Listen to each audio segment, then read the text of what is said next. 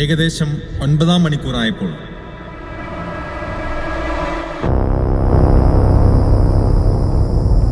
എന്റെ ദൈവമേ, എന്റെ ദൈവമേ, എന്തുകൊണ്ട് നീ എന്നെ ഉപേക്ഷിച്ചു?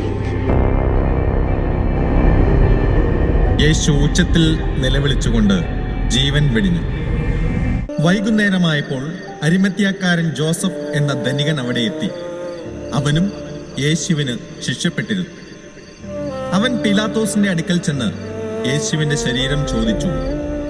യേശു മരിച്ചെന്ന് കേട്ടപ്പോൾ പീലാത്തോസിന് വിശ്വസിക്കാനായില്ല.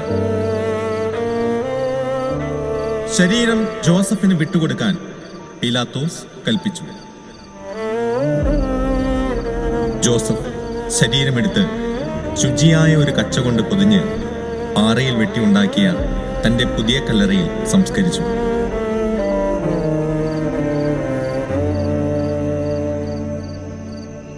മഗ്ദലന മറിയവും മറ്റേ മറിയവും ശവകുടീരത്തിന് അഭിമുഖമായി നിന്നിരുന്നു.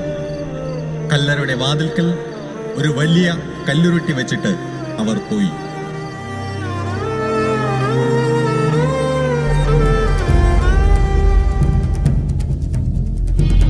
പിറ്റേ ദിവസം, അതായത് ഒരുക്ക ദിനത്തിന്റെ പിറ്റേന്ന്, പ്രധാന പുരോഹിതന്മാരും പരിസേയരും പീലാത്തോസിന്റെ അടുക്കൽ ഒത്തുകൂടി ഇങ്ങനെ പറഞ്ഞു: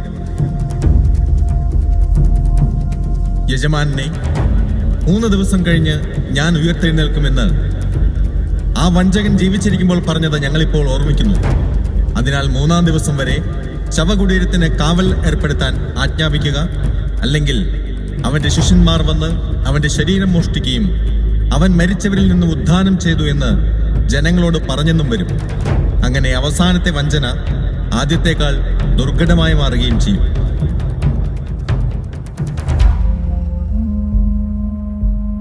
അവർ പോയി കല്ലിൽ മുദ്ര വെച്ച് കാവൽക്കാരെ ഏർപ്പെടുത്തി.